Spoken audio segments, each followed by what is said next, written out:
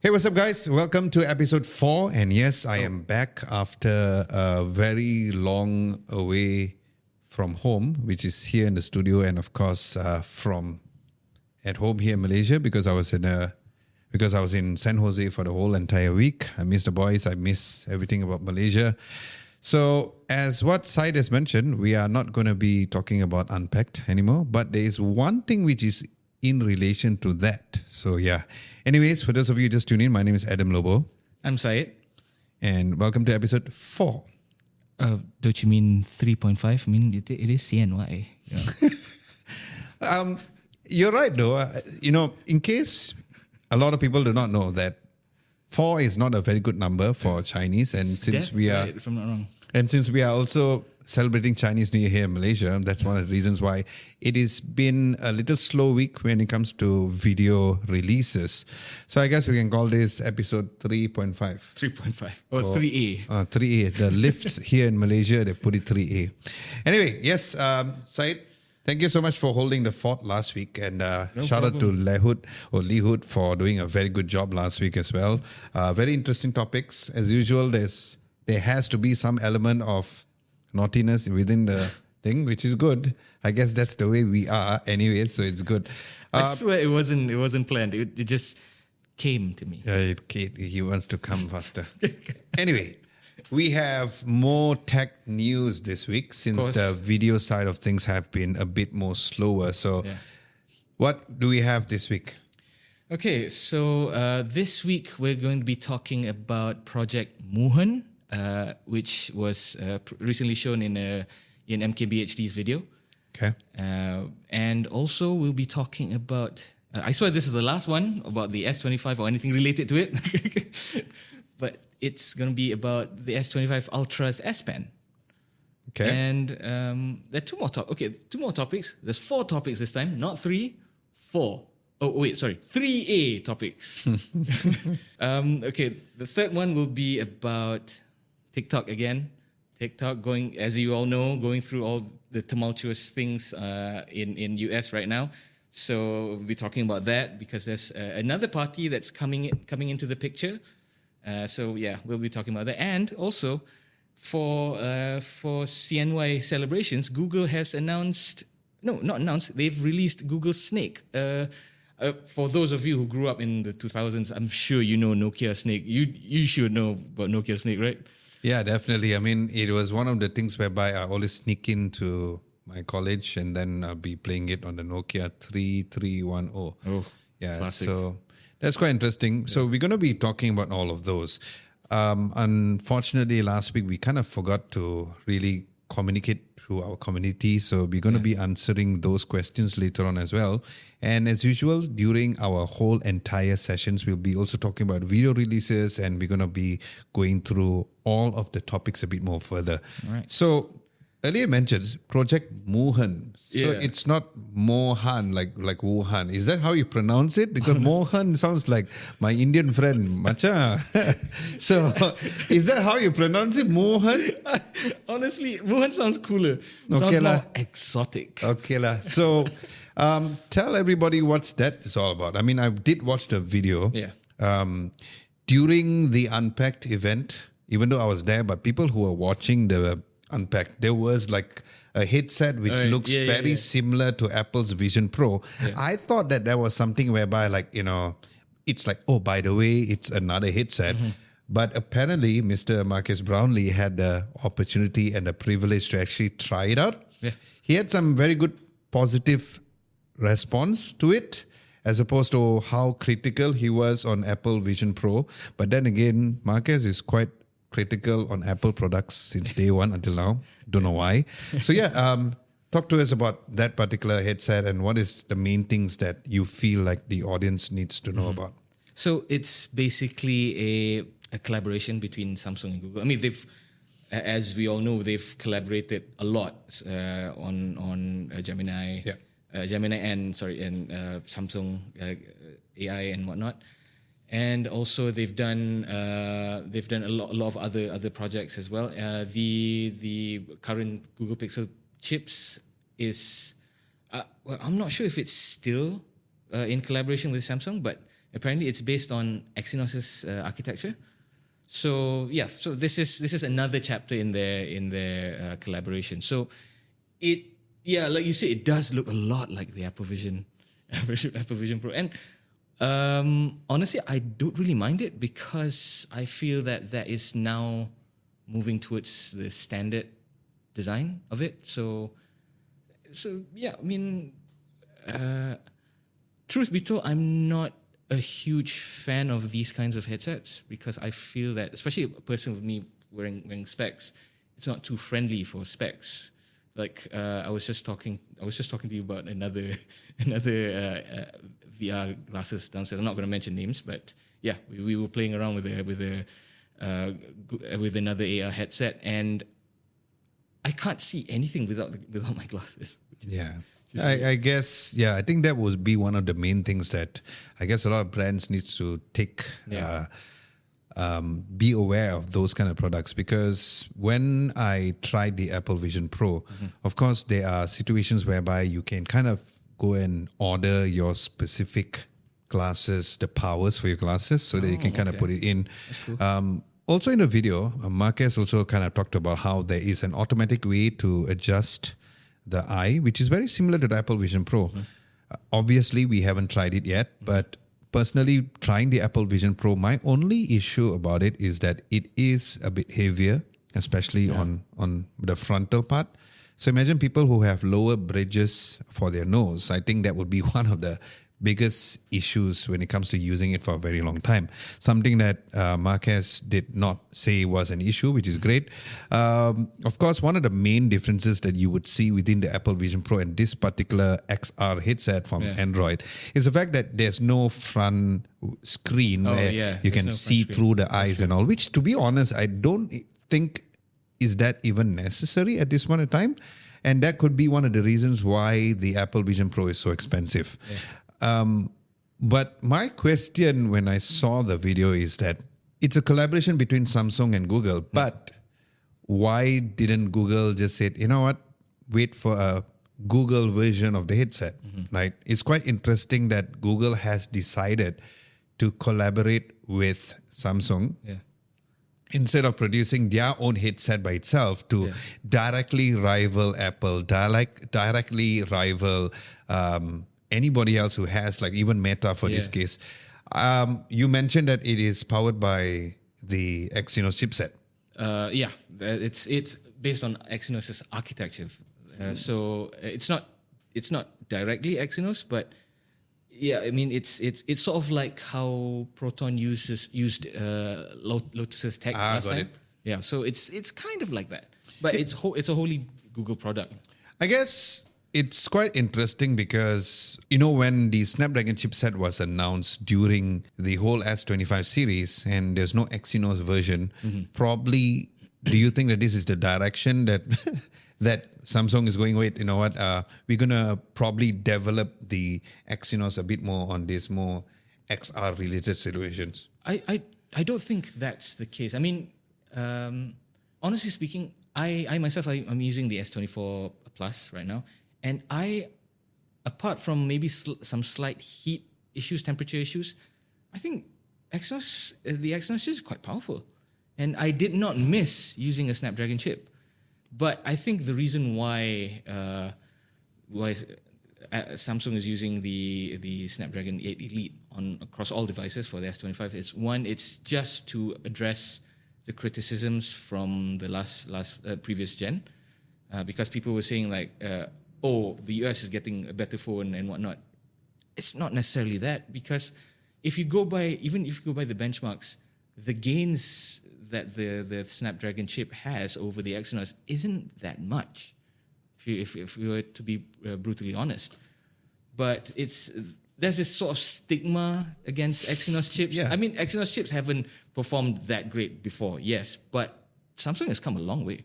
I agree, because every single time when we do reviews, like for example, like the latest FE version of the S24, the amount of comments coming down, people saying, it's using the Exynos chipset. And I've always never had an issue within the Exynos chipset.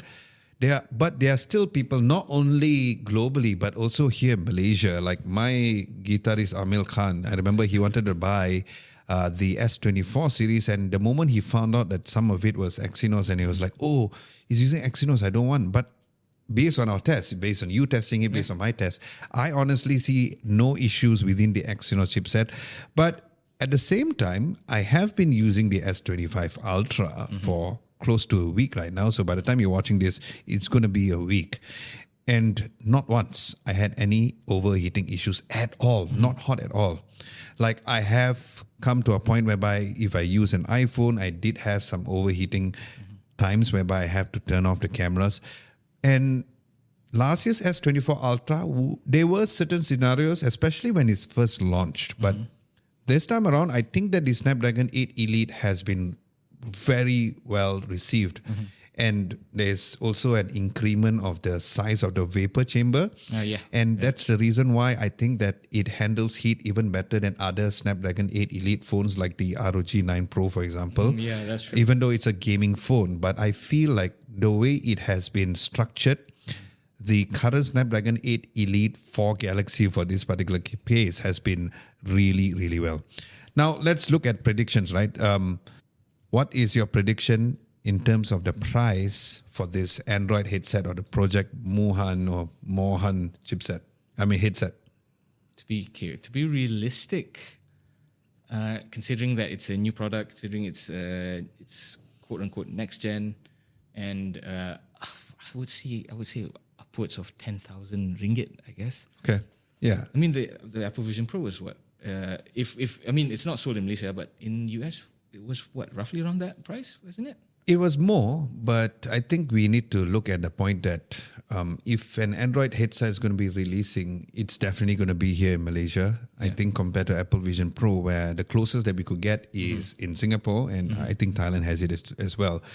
Now, the good news is that this is going to be released. Like it's a guaranteed release, according to Marcus Brownlee. And whether or not I'm going to be trying it, I'm definitely going to be trying it because I think the idea of having Google ecosystem, because remember how you mentioned last week or the previous weeks about how software is so important. That's one of the reasons why no matter how great of a camera the Vivo X200 Pro is, people still go back to using a Samsung phone or an iPhone. But the reason being because the software is so great. Knowing the fact that you have YouTube built in, you have the whole entire Google Play Store app within this entire device is definitely going to be a bit more interesting when it comes to when it's going to be available in Malaysia. Let's just sidetrack a bit. And I know that we want to not cover so much about Unpack, but I think we had this conversation off the screen whereby about the Edge. What is your opinion about the Edge? Okay, so for me, I will start first.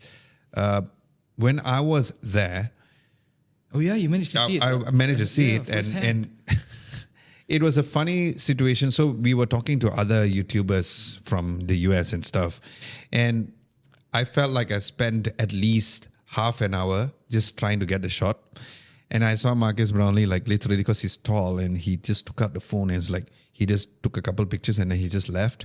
But that's Marcus Brownlee. I needed to get up close and personal with the devices and take a video about it. My first impressions when I look at it, it looks very, very thin. And there were a lot of people in the comment section below saying about how, it reminds them of the Sony phone. Which kind of, right? It's interesting how the audiences kind of know this fact. But first look, it kind of reminded me of, probably a Sony phone, but it gave me nothing vibes too. Okay. So what was your impression of the launch and based on what you saw as well for the S25 Edge? Okay, going back to the tease during the Unpack, I was both pissed off and both interested because it was just such a short tease. It's literally just like a montage of components, blah blah blah blah blah blah, and then a Samsung Galaxy S25 Edge. That's it. I'm like, hold up, what? That's it? I've waited so long. But then I saw your video. Then I saw your video and what you shot, and I was like, okay, it looks good. I didn't get the nothing vibes, but mainly because I think that is again coming back to the Apple Vision Pro and the new project Moohan. In terms of design, we have kind of plateaued. Yeah. We've plateaued in terms of specs. We've plateaued, which is why the jump in design, jump in specs, jump in performance between generations is not as big as it was before. Yeah. So I think, but I get why you said that it gives you nothing vibes, because nothing also has the flat edges and the curved sides. So yeah, for me, I think the most interesting part of the Edge is the fact that it's thin, and the fact that it can, on paper at least, it can have the same amount of power and performance to the S25 Ultra, which is about a few millimeters thick. We're talking about millimeters nowadays, not centimeters. Yeah, I know. Tell me about it. It's crazy. It's crazy. The margins are getting smaller and smaller.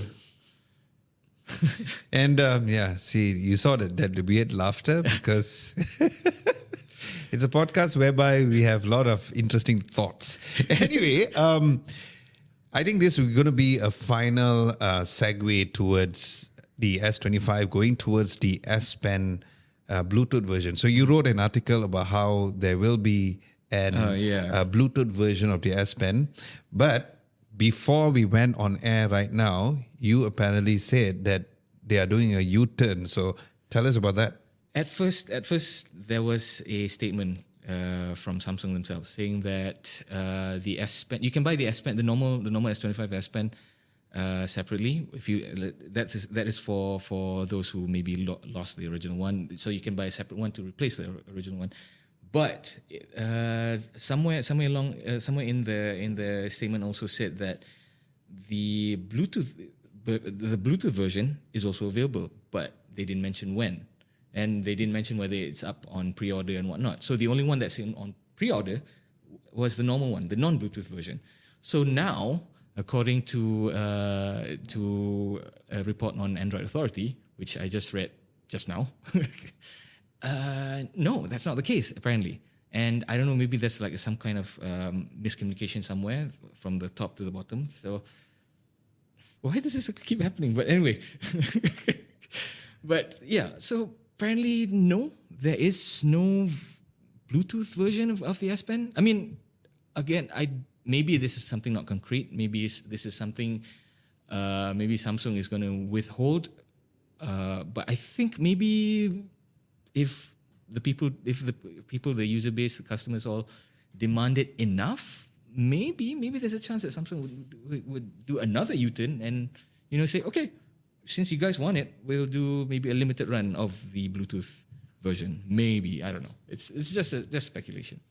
Based on me using the phone daily, I definitely feel a huge difference in terms of the phone being lightweight. Like it's really light to a point whereby... In a good way or a bad way? Yeah, in a very good way. To a point whereby you kind of question, is this really a flagship phone? You know how flagship phones are usually known to be very heavy, which was good. Did I miss the Bluetooth functionality? Now that you take it away from me, it's like a kid, right? You take like the candy is always there. And the moment where, the kid does not appreciate it as much or don't eat it, and then the kid is fine. But the moment you take it away, he's like, why do you take it away from me? So now what has happened is that there are more scenarios where I think, oh my God, it'd be good that I would had it. Yeah. But it's quite interesting because 2 weeks ago when we were celebrating Mo's birthday in the studio, and he claims that he has the S24 Ultra and Mo did never use the S Pen with the shutter, right? And what's interesting is that it didn't work. Oh, remember? Yeah, it didn't. So that's I don't know. Probably people don't use it because it doesn't work when it needs to be working. Because based on Samsung's overall information or data gathering, they say that a lot of people are not using it. But it's a similar case whereby when you take it off from somebody, then you kind of get frustrated. Yeah. But here's the thing. When I was at Unpacked, I managed to see a lot of other tech YouTubers around the world. And that was one of the questions. I didn't shot a video about it, but I did ask a lot of people and they said, yes, it's a bummer, but it was not a bummer to a point where they were pissed. They were like, okay, it's not here. Yeah. But whether or not there's a difference in terms of using the phone daily, in terms of being light, hell yeah, it's freaking light right now compared to how it was on the S24 Ultra. So yeah, whether or not this Bluetooth version is going to be coming out, that one we don't know yet. Yeah. But if it does, if you were using an S24 Ultra, like you are using the S24 Plus right now, are you going to be one of the people who you feel like, you know what, I need that, or you are okay with currently not having the Bluetooth functionality? I wouldn't say I would. I would need it because it's something nice to have. But at the end of the day, you have other methods of taking pictures. I mean, you could use the gestures. Very good point. gestures. Yeah. I mean, and also like me, I'm using a Samsung Watch, so you could also use it as your viewfinder or shutter button. So it is like you said, it's a bummer, but not to the point where I'm disappointed. Got it. Yeah. It's a good thing to have, but you have other methods, other alternatives to use. So after a while, I think, the wound is still fresh now because it's so new. But after a while, I think people will get over it. Just like a breakup, people get over it. So yeah. Okay, there you go. Awkward silence for about half a second over there. Okay, we're going to go back to TikTok again. Yeah. If you follow me on Instagram, I was actually happy that TikTok was banned in US. I'm like, yes, because I don't like TikTok at all. When we release short form videos, you know how like certain brands are like, hey, can you also share it on TikTok? I'm gonna go like, ugh, kill me now. So yeah, for those of you who are watching, if you like or listening, if you like TikTok, that's good for you, but I don't like it. So before we go into your next news about that, just for context, when I was in the US, TikTok still could not work. Oh, really? Yeah, So I got an eSIM on my S24 Ultra. Okay. And I brought my iPhone as well, which had roaming. Now, it worked on roaming, but it did not work on the eSIM, which was using a US SIM on the S24 Ultra. So when I tested both, I could get roaming I could get TikTok when I was roaming on the iPhone, but when I was using the S24 Ultra, I loaded up, it couldn't load.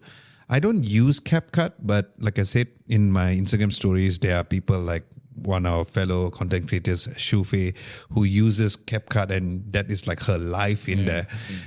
She did use roaming and it was fine. So it's quite interesting because it kind of works, but at the same time, it did not work.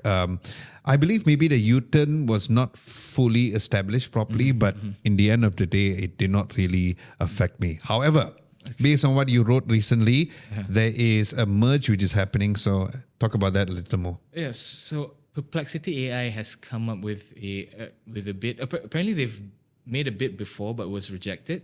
But now they come up with a new bid saying that basically, okay, we're going to come in together with the US government. US government will take 50% ownership of the app and the platform.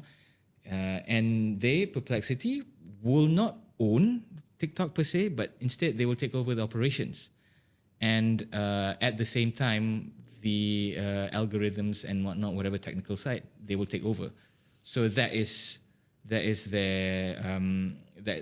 the offer. But the offer also entails certain things whereby the 50%, even though it's owned by the government, they will not have anybody on the board of directors chair. So they won't have any voting power. So instead, Perplexity will be the sole voice, I guess. Maybe not sole voice, but ByteDance will also have some say in it, but majority will come from Perplexity AI themselves. But that so far there is no confirmation or there's no confirmation on Perplexity's offer. So I was looking for updates and whatnot. Seems like there isn't any. So yeah, we'll see how it goes, I guess. That's interesting because, just for context, for people who are not familiar with Perplexity AI, what is it exactly? Is it similar to what ChatGPT is, and how is it different? And why are they more interested in TikTok? They are similar. So they're similar to OpenAI and ChatGPT and whatnot in the sense where they have their own AI chatbox, I guess. And of course, they are I wouldn't say significantly, but they are a smaller entity compared to OpenAI and compared to ChatGPT. But they are the user base is growing for Perplexity, and some people, I know a few people who actually prefer Perplexity AI compared to ChatGPT. But I've tried both, and I feel like they're pretty similar in what they offer.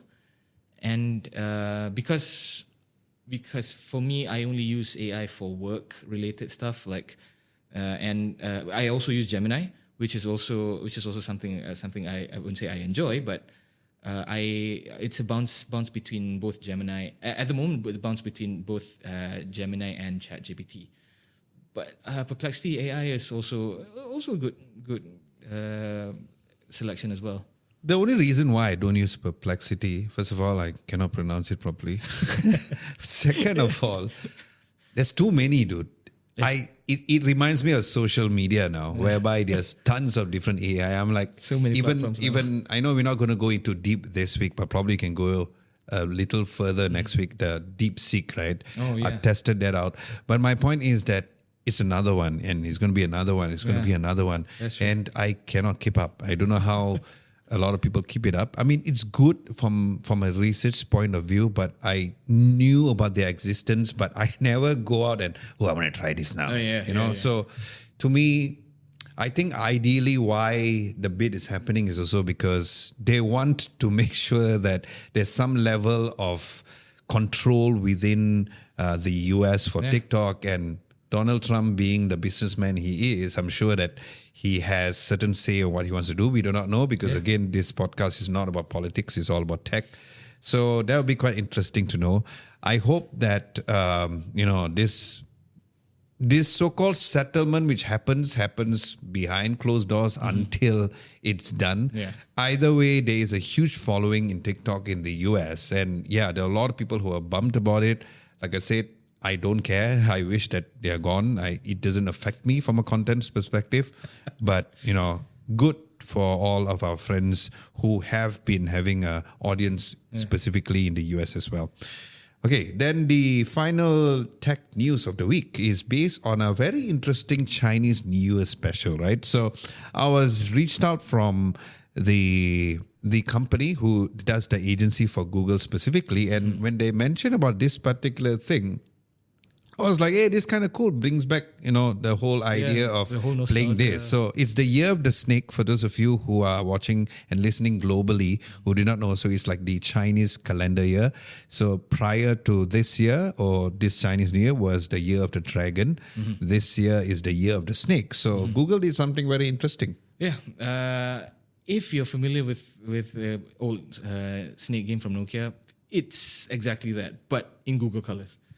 And it's a very cutesy, very colorful kind of image where you're playing as a cartoon snake, chasing the Mandarin orange, which is very on point, very on theme. And I was playing it for a bit, and it's fun. I mean, I've always loved the old Nokia snake games, and it did bring back a few unlocked memories, from So how do people get access to the snake? I mean, they just type it up on Google search bar? You just type it on the Google, type up Google snake. That's what I did. I mean, you don't have to download anything. You just play straight from the Google homepage, which is on point because Google has a lot of themed homepages.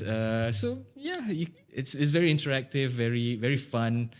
And if you're like bored at work and you don't have a proper laptop to play games, I guess this could be your escape. It also kind of reminds me of that, how like when you have bad internet connection, you cannot connect, and then you have that dinosaur thing. Yeah. So it's actually quite smart. I think like these are the little things that Google does, which is quite interesting and something which you can see the potential of Google really thinking out of the box. So I hope that this whole entire game happens like staying here throughout the whole entire year and even beyond, because it's quite interesting. I initially thought it was a separate app that you need to download it, but it's good that you don't have to, because with the whole ads and all kind of stuff. That can be so annoying, especially on mobile devices. Exactly. So it's nice that there's a web version of this where the screen is big. Apit is currently playing on a screen right now. So that is quite interesting. So unlocking old memories also, I guess. Exactly, since Apit is very young.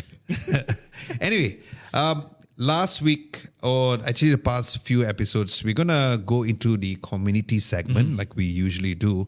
I'm gonna be answering. We are going to be answering 2 questions here. Unfortunately, we kind of missed it last week, but this is based on the episode 2 from one of our very cool, often comment subscriber coming from the Pie Snatcher. Never get your name, so thank you so much for the question. His question is that, hey Adam and guys, I have a dilemma. My laptop is utter garbage. I have been learning DaVinci Resolve to edit my FPV content. So Mo is doing FPV as well, so that's good. But I can't edit my things when I shoot it anything above 1080p. Do you know any other free editing software or anything to replace DaVinci or like a workaround? Love these episodes. And he also asked whether or not we are on Apple Podcasts. Yes, we were. Among all the podcasts, Apple Podcast was the fastest to actually approve. And that was actually very mind-blowing. Okay. I don't like CapCut. But I think that if you're looking for a free alternative or DaVinci Resolve, I would say go with CapCut. But it is true that with DaVinci Resolve, if you edit above 1080p, then you need to get a pro version. But since you already have an FPV, you're going to be doing a lot of content on this, right? So my advice is that if you're already familiar with DaVinci Resolve, just go with a pro, because I think that the software is very powerful and you don't need a powerful machine. Now, if you've been watching the channel, or if you know, like if you watch this podcast, or even if you see me on Instagram stories, I've always been a firm believer of just using Final Cut Pro. Yes, you're paying money to it, but once you use it, you just can't go back, right? And once you really master it, everybody on Adam Lobo TV uses Final Cut Pro. So for me, that would be it. I believe Syed doesn't have an answer for that because of the fact that he doesn't edit any videos, not yet. He might take over after this. But yeah, I think try CapCut. It's free, but again, there's a pro version. I think at this point in time, I understand that, you may not be a full-time content creator, but since you own an FPV, I think it's about time for you to kind of invest on very good editing software, because you will thank yourself later. Because ultimately, when you have a very powerful editing software, or a video editing software for this case, you will produce more content. Ideally, you already invested on the FPV, and I think that you just get the pro version, you'll be sorted. For those who don't know, what is FPV? So FPV is those drone, the first-person view of the drone. So I don't think Mo uses a drone, but he doesn't use FPV. But yeah, so that is something whereby I don't have the talent. I cannot fly drones because I have crazy anxiety about how it's going to disappear. It almost happened to me when I first reviewed a DJI Spark. Since then, Adam Lobo TV had no videos about drones because I just cannot take that anxiety. And about 2 years ago, I went for the Borneo Safari, stuck in the jungle for 4 days. And one of the guys brought an FPV. Oh, really? He was just going through, so he was in a river in Sabah, right? Okay. He just went and then he just dropped. Oh my God. And it's like, so for me, it's no FPV, no drone rubbish for me. I don't want that level of anxiety. And I don't want my money to go down the river. I hope it does not happen to you, Pie Snatcher. But what I'm saying is that I respect you for actually doing content based on FPV, but that's not for me. Probably you can answer the next community's question. So yeah, just read it out and you can, actually you kind of mentioned it a bit earlier, but I think just try to reiterate on when you use it and why, and and which exact ones that you use it for certain scenarios? This comment comes from Cupid. So he asks, "Hey guys, I'm curious. What AI tools do you regularly use in your daily life and why? Would love to hear your feedback on this topic." Okay, for me, like I said before, I bounce between Gemini and ChatGPT. ChatGPT offers, for me, it offers more robust and more, I wouldn't say more intelligent, but more detailed responses. Especially when I'm researching about something, I will go through both. I will go through your normal Google search, and then I will also ask ChatGPT. I will also ask Gemini. Gemini gives you the most basic answers. Unless you spring for the the advanced version. Yeah. Gemini AI, the basic one, gives you very basic answers, which is not terrible, but sometimes it doesn't give me exactly what I want. So in terms of like research, I would say ChatGPT is the better one of the two, simply because it offers a more detailed answer and whatnot. But the main reason why I don't use ChatGPT as much is because there's because of the limits that it offers compared to Gemini. Gemini, you can use it all day, any day without fail. And I feel that the basic version of Gemini is better than the basic version of ChatGPT.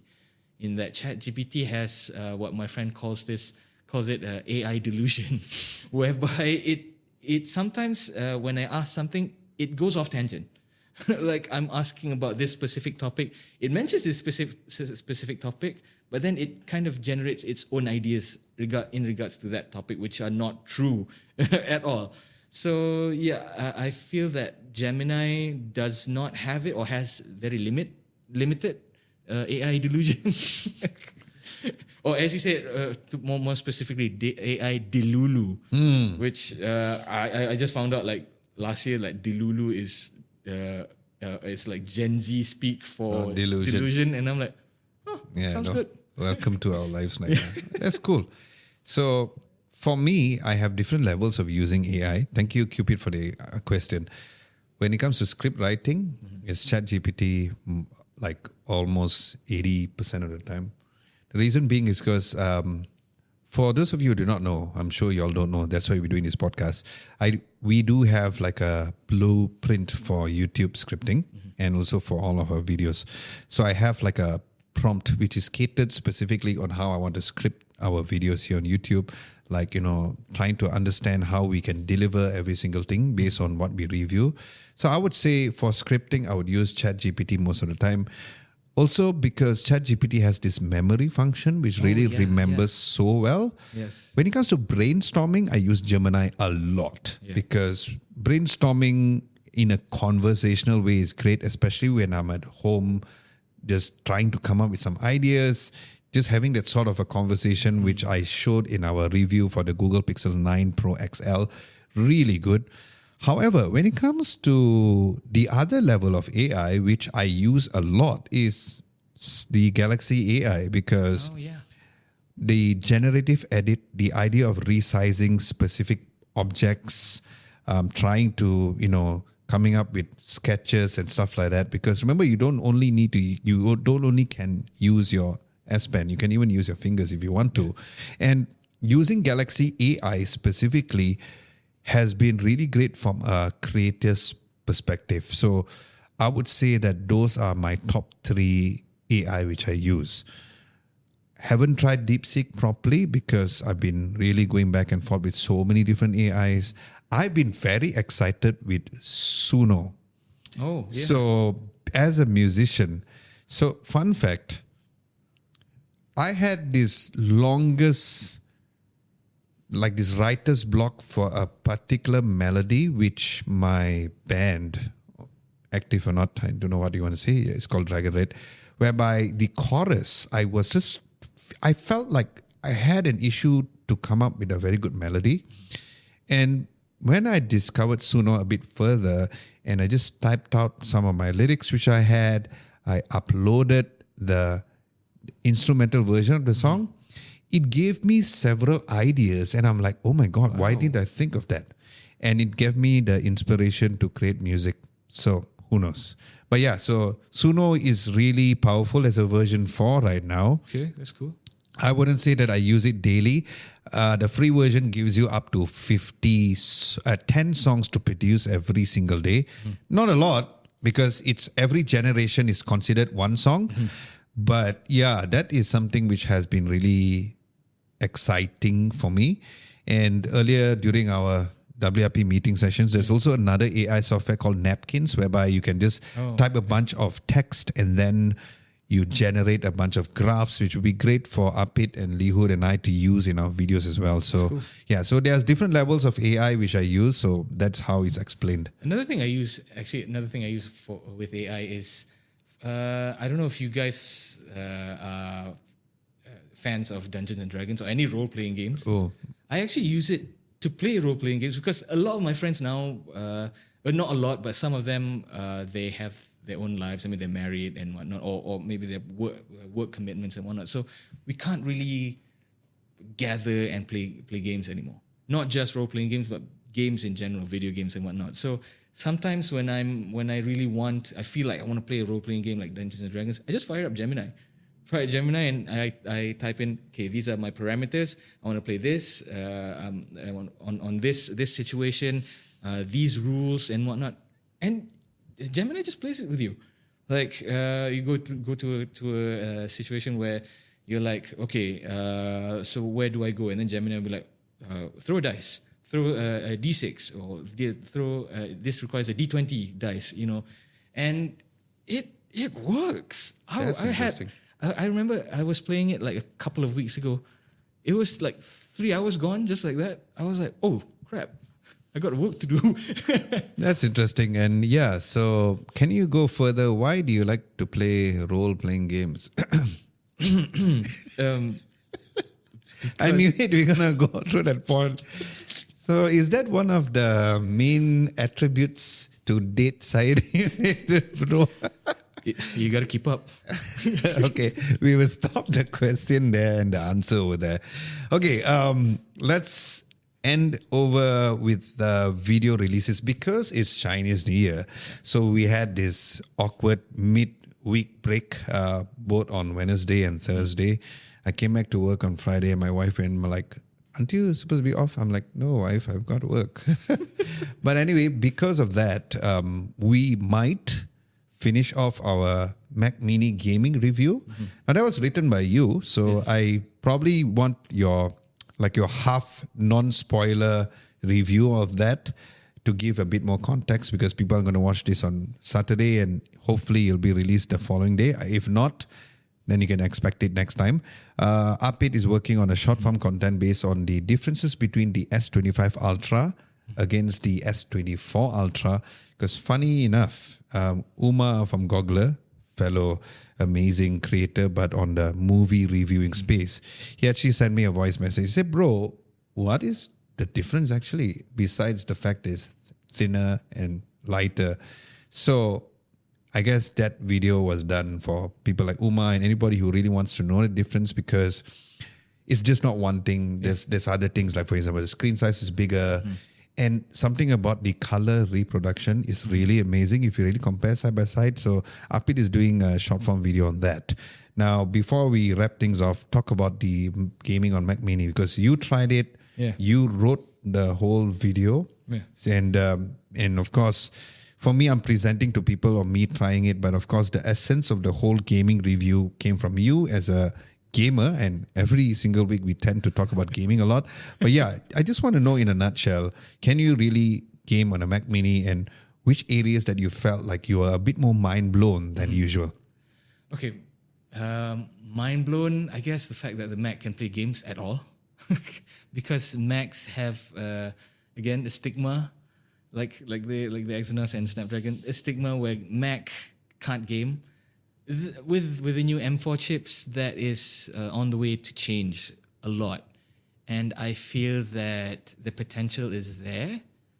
But, to know more, you have to watch the video, I guess. Yeah. But yeah, gaming on a Mac is a really viable option now. and whether or not it games well, watch the video. Good point. So yeah, that video is coming soon. And what's interesting is that there is a certain level of tier which was done. So there was like the first tier, the harder games to play, and then you have your mid tier and also the lower tier. So if you guys are watching this before Sunday, you can definitely stay tuned for that video. Otherwise, check the video out and probably we can comment in the comment section below, either on that video or even this particular video, on how your reactions were in terms of trying the video that out. But I have to say it, earlier when we were shooting some of the remaining B-roll, playing it on the TCL TV was a really massive thing. And my biggest concern, which you talked about it within the video, so we're not going to spoil it for you all, was the fact that the M4 Pro Mac Mini or the new Mac Mini is very small, right? Yeah. So it's not like your PlayStation 5 where it's huge. And yeah, so for me, it was like thermal would be one of the things because there's no fan in there, right? So that would be quite interesting to see how the gaming is. And instead of typically doing a review to talk about how powerful, I think going into the gaming segment of things could kind of change things up a bit. Okay, so what's exciting next week, Syed? Oh, next week. We have a few interesting videos coming out, right? Yeah, we do next week. And in terms of announcements, I think that's pretty dry this week. So I guess we can't really know for sure what exactly is happening. I agree. So I put you on the spot because I also feel the same way, but probably you were going to say something which I had no idea. Video-wise, we have embargoes, so we can't mention. So there are going to be videos going to be released next week. Hopefully, we'll also be releasing the in-depth review after 1 week on the S25 Ultra. How is it done? Few YouTubers have already released that, but the reason with the whole Chinese New Year break and stuff, it kind of took us off our momentum of creating videos. But we all know tech news today is nothing. Tomorrow, suddenly, I know where there's going to be something. With that, I think we are going to be wrapping things up. We'd like to say thank you so much for joining us for episode 3A or 3.5. And of course, if you have any suggestions or any questions to ask us, feel free to comment in the comment section below. My name is Adam Lobo. I'm Syed. And we'll catch you guys next week. Bye-bye.